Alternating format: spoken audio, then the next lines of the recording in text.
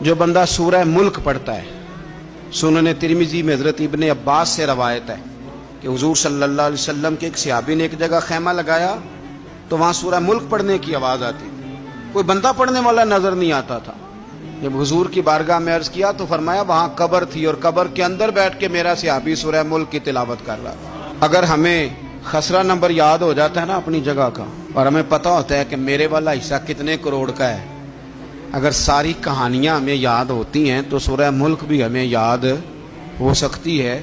Mobile پہ اس کو record کر لیں، پھر اس کو سنیں کبھی بھی سورہ ملک میں۔ اور ہمارے سلسلہ عالیہ میں تو سورہ ملک وظیفہ ہے۔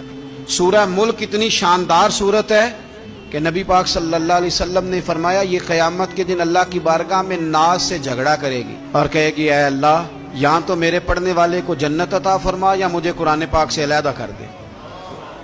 تو رب کریم پھر اپنے فضل سے پڑھنے والے کو جنت عطا کرے۔